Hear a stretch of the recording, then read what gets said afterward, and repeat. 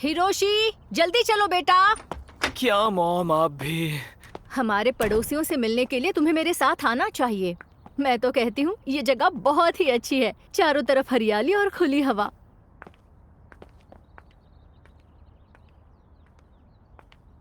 सुनिए मॉम, हमारे सामने का ये घर काफी अजीब लगता है। क्यों, क्या हुआ? यहाँ सिर्फ एक ही खिड़की है और वो भी कहाँ पर है। मैंने घर के चारों ओर देखा, दूसरी कोई खिड़की नहीं है। तुम भी ना हिरोशी, दूसरों के घरों के बारे में भला बुरा कहना सही नहीं है। लगता है वो घर पर नहीं है। जी कौन है? हाँ, हम आपसे जान पहचान करना चाहते हैं। हम सागाकुचीज हैं और अभी अभी आपके पड़ोस में रहने आए हैं। और अभी मैं और मेरा बेटा बस आपसे मिलना चाहते हैं। हम एक अच्छे पड़ोसी बन सकते हैं। आपके लिए कुछ लाई हूँ, आपको ये जरूर पसंद आएगा। आपने तकलीफ क्यों की? वैसे मैडम एक बात बताइए, नुमागा से फैमिली के मेंबर्स हमेशा काम पर होते हैं क्या? पता नहीं डियर, वो घर हमेशा बंद रहता है, पर रात को उनकी खिड़की में आपको किसी की परछाई दिखेगी, इसलिए मुझे लगता है वहाँ कोई रहता है। वो शायद ही कभी बाहर निकलते होंगे। मैंने सुना है सामने वाले घर में कोई 40-50 साल की औरत रहती है और वो दिखने में बहुत ही अजीब है। मेरे ख्याल से वो किसी वजह से लोगों से मिलना नहीं चाहती। क्या कहा? ये बताओ कि तुम अब तक उससे मिल नहीं पाई हो क्या? नहीं, मैंने कई बार बेल बजाई पर किसी ने दरवाजा ही नहीं खोला। मुझे तो लगता है कि मेरा खाके हो गया। अरे, इतनी जल्दी हो गया? हाँ, मुझे अपने कमरे की सफाई करनी है।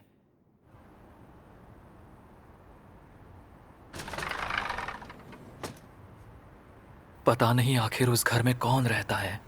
मुझे कुछ तो गड़बड़ लग रही है।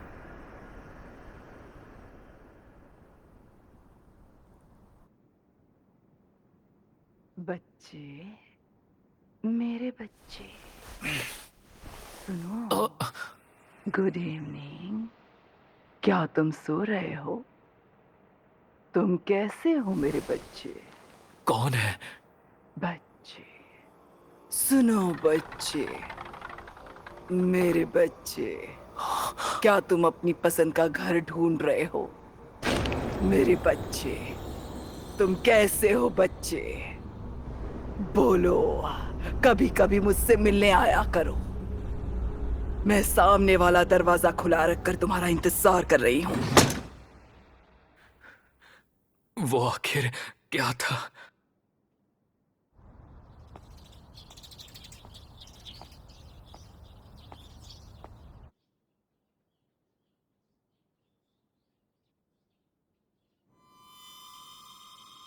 बच्चे, बच्चे, तुम कैसे हो मेरे बच्चे?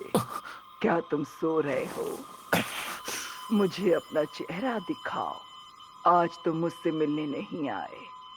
मैं मिठाई लेकर तुम्हारा इंतजार कर रही थी। कोई बात नहीं, मैं खुद ही तुमसे मिलने आ जाऊंगी। मैं आ रही हूँ मेरे बच्चे। वो क्या था?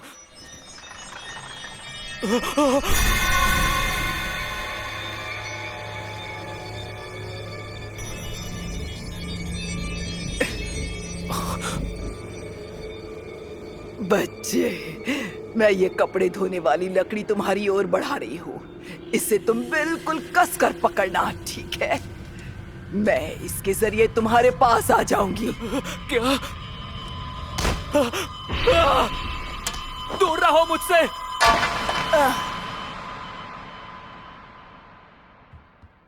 मॉम, डैड, प्लीज जल्दी आइए। अरे तुम्हें क्या हुआ? यहाँ तो कोई भी नहीं है। कपड़े धोने की लकड़ी भी नहीं है। मैंने उसे देखा था, वो बहुत ही डरावनी लग रही थी और वो मेरे कमरे में आना चाहती थी। हिरोशी, तुमने कोई डरावना सपना देखा होगा। मैं सच कह रहा हूँ डैड।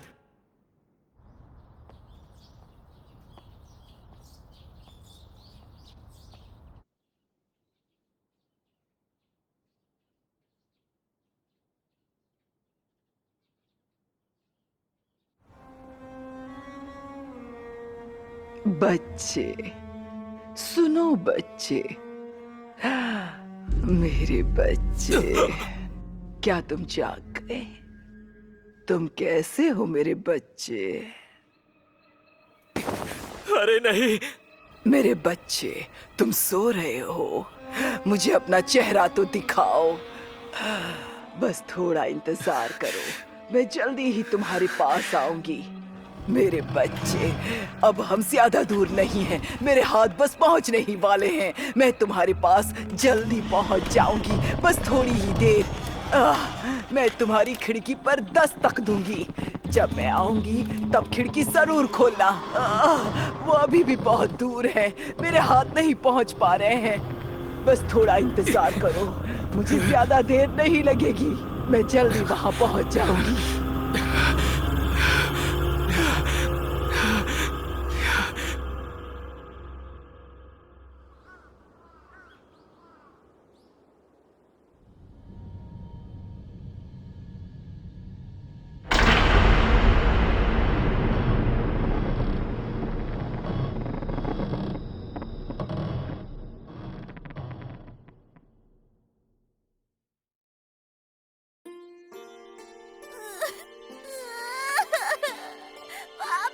जब मैं छोटी थी तब मुझे पापा के मरने के सपने आते थे।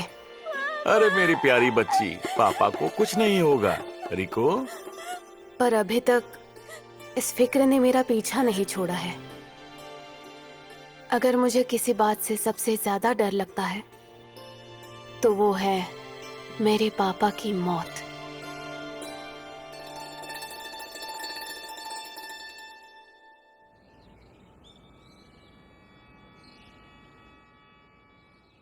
इज्जतदार टोकुरा परिवार में पारंपरिक शादी एक रिवाज था। मॉम, डैड, दादाजी, दादी जी, मुझे इस परिवार का हिस्सा बनाने के लिए थैंक यू।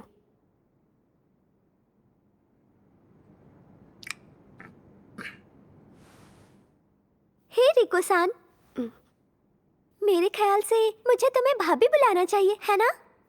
हाँ, सुनकर अच्छा लगा टोमोका-चान।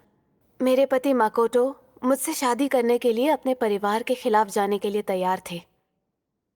तुम अपना दिल छोटा मत करो रिको, एक ना एक दिन वो मान ही जाएंगे। हाँ। ओ, ये मेरे दादाजी और दादी जी हैं। ये दोनों बहुत बूढ़े हैं ना, इसलिए शादी में नहीं आ पाए। दादाजी, दादी, जरा देखिए तो कौन आया है। मेरी वाइफ रिको। आपसे मिलकर खुशी हुई।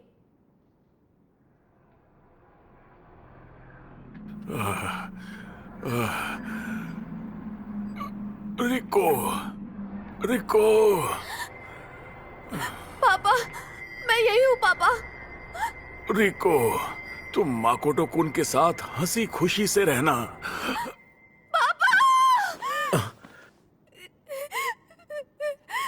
तुमने फिर से वही सपना देखा है ना? आई एम सो सॉरी, फिर से वही सपना आया। कोई बात नहीं, चलो अब सो जाओ, सो जाओ। ओह सच में टोमोका? पर मॉम, ऐसे भी कोई बात नहीं थी। आप लोग हंसना बंद करो, मेरा मजाक तो मत उड़ाओ। मुझे तो लगता है ये घर बहुत बड़ा है।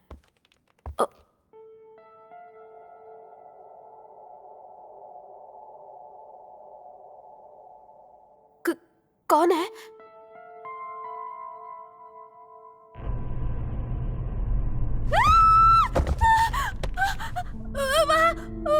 वहाँ भूत है। अरे वो भूत नहीं है बाबा। तो फिर वो कौन थे? मुझे लगता है वो तुम्हारे ग्रेट ग्रैंड पेरेंट्स थे। देखो, मुझे पूरा यकीन है जिसे तुम भूत समझ रही हो, दरअसल वो मेरी दादी की दादी हैं। तुम्हें गलतफहमी हुई है। दादी की दादी? वो अभी तक जिंदा है? और कितने साल की है वो? वो 125 साल की हैं। 125 साल की? क्या वो सच में इतने साल से जिंदा है? देखो, मुझे नहीं लगता कि तुम उनसे मिली हो, पर मेरी ग्रेट आंट और अंकल यहीं पर रहते हैं। तुमने शायद उनको देखा होगा। वो दोनों धुंधले हो गए हैं और यहाँ से चले जाने के कगार पर हैं, पर वो तुम्हें यहाँ पर दिखाई दे जाएंगे। चले जाने की कगार पर है? मेरे परदादा और उनकी मॉम भी यहाँ आसपास हुआ करती थी, लेकिन वो दोनों पूरी तरह से गायब हो गए हैं। ये तुम क्या बोल रहे हो? वो गायब क्यों हो गए? क्योंकि वो सिर्फ उनकी आफ्टर इमेज थी। उसके बाद अगले साल अनफॉर्चुनेटली मेरे दादा ससुर की मौत हो गई। बहुत दिन हो गए तुमसे मिले हुए। हाँ पापा, अच्छा हुआ आप आ गए। रिको बेटा, तुम इस घर में खुश हो ना? ये परिवार तुम्हारी देखभाल करता है? हाँ। आप यहाँ पर आए इसके लिए आपका बहुत बहुत शुक्रिया। कोई बात नहीं माकोटो-सान, मेरी रिको का अच्छी तरह से ख्याल रखना, ठीक है? आप बिल्कुल फिक्र मत कीजिए पापा। चलो रिको। रिको चलो भी। आज पूरा का पूरा तोकुरा परिवार लिविंग रूम में इकट्ठा हो रहा है। मेरे ख्याल से तुम पहली बार उन सबको देखोगी। मेरे पिताजी ryuzo का फ्यूनरल अच्छी तरह से आगे बढ़ रहा है, इसलिए अब वक्त आ गया है शुरुआत करने का। दोस्तों, ryuzo के बारे में एक साथ तहे दिल से सोचिए और अपनी पूरी शक्ति से उनके बारे में सोचिए। भले ही उनका अंतिम संस्कार हो गया हो, पर अपने परिवार की विल पावर से ryuzo हमारे सामने ऐसे दिखाई देंगे जैसे वो जिंदा हो। दोस्तों सोचो, पूरी शक्ति के साथ सोचो। पिताजी वो जिंदा हो गए।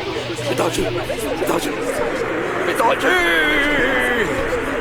पिताजी।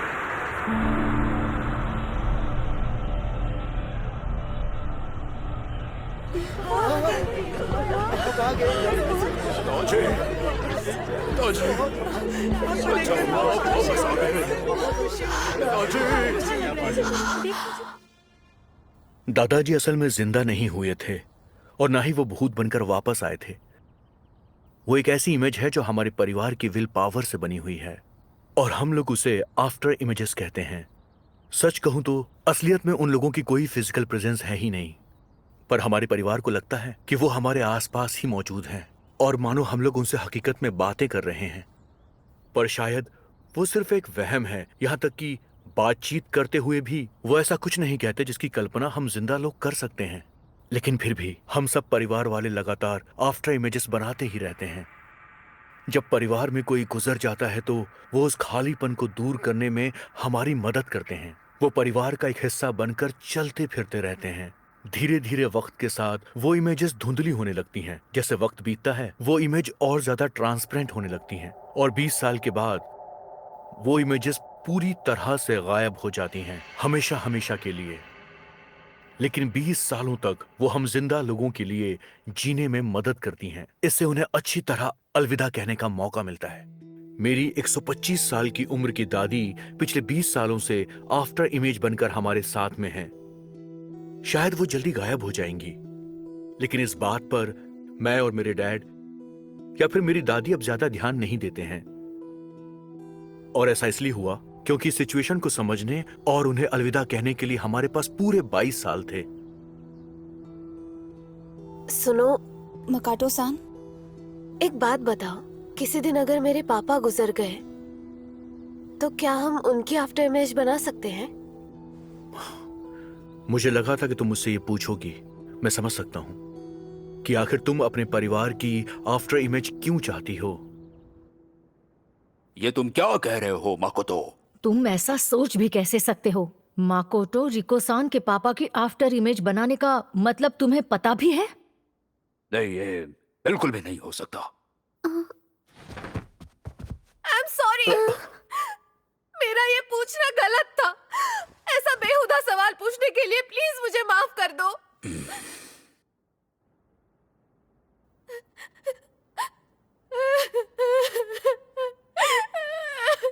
सुनिए भाभी, आप मॉम डैड की बात का ऐसे बुरा मत मानिए। वो दोनों बहुत अच्छे हैं, बहुत प्यार करते हैं सबसे। जानती हूँ, मैं कुछ ज्यादा ही सेल्फिश हो गई थी। मैं कल जाकर फिर उनसे माफी मांगूंगी। टोमोको-चान, मेरी इतनी फिक्र करने के लिए थैंक यू। वो तो इसलिए क्योंकि आप मुझे बहुत अच्छी लगती हैं भाभी। Thank you. मुझे भी तुम अच्छी लगती हो टोमोको-चान।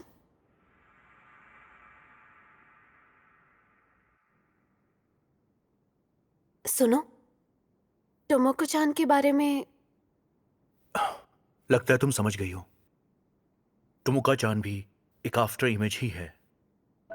एक बीमारी की वजह से 10 साल पहले ही मेरी बहन मर चुकी थी और हाल ही में उसकी आफ्टर इमेज धुंधली होने लगी है।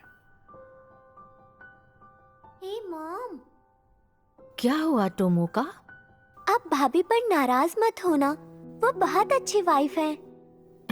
ये बात मैं अच्छे से समझ सकती हूँ बेटा, पर आई लव यू मॉम। मुझे आपके साथ ही रहना है। मैं आपको छोड़कर कहीं नहीं जाना चाहती हूँ मॉम, और ना ही मैं शादी करना चाहती हूँ। समझ गई ना, है ना मॉम? हाँ ठीक है मेरी बच्ची, तुम चिंता मत करो, तुम हमेशा के लिए मेरे साथ रह सकती हो।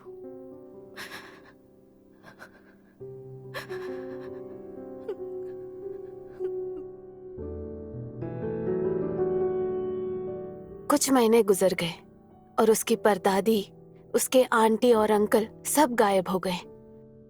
अब उसके ग्रैंड पेरेंट्स की परछाई भी धुंधली होने लगी थी। दूसरे दिन हमारे परिवार में एक और फ्यूनरल था और आफ्टर इमेज बनाने की सेरेमनी में मैंने भी हिस्सा लिया था। मैं पहले भी कई बार ऐसा कर चुकी थी और टकुरा परिवार के मेंबर होने के नाते मैंने इसके लिए बहुत कोशिश की। हमारी शादी को पूरे 8 साल हो गए थे, फिर भी मेरे ससुराल वालों ने अभी भी मुझसे दूरियां बनाई रखी थी। मुझे लगा शायद मेरी कोशिश कम पड़ रही है, इसलिए उनका दिल जीतने की कोशिश कर रही थी। हनी सुनो, तुम्हारा लंच। माकोतो-सा, हे, मुझे तो लगा था कि हम स्टेशन पर मिलेंगे। पर मैं तुमसे जल्दी मिलना चाहती थी।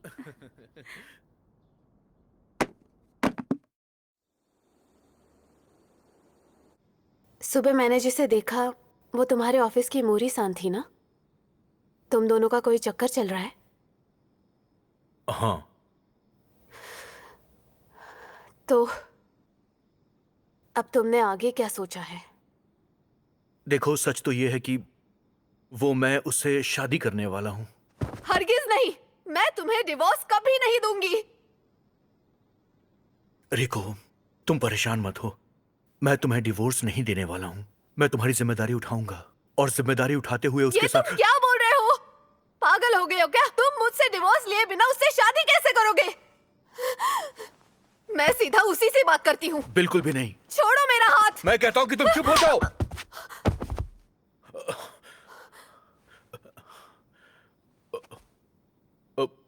I'm sorry RIICO. I'm sorry कि मैंने तुम्हें ये सब कुछ बताया नहीं। मुझे माफ कर दो।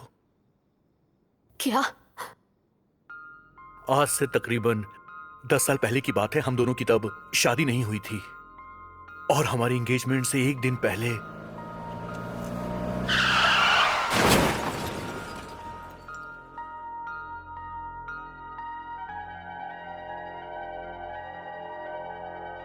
तुम्हारा एक्सीडेंट हो गया था और तभी तुम्हारी मौत हो गई थी। मैंने अपने डैड को मनाया तुम्हारी आफ्टर इमेज बनाने के लिए। उनके सामने मैं गिड़गिड़ा रहा था रिको।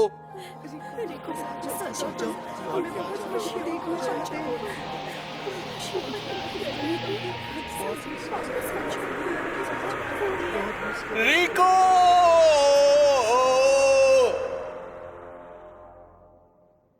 नहीं, नामुमकिन। तुम्हें अगर ये सब झूठ लगता है तो अपने पापा के घर चली जाओ। वहां पर तुम्हारी कब्र के ऊपर तुम्हारा नाम अभी भी लिखा होगा रिको। मतलब मैं बिल्कुल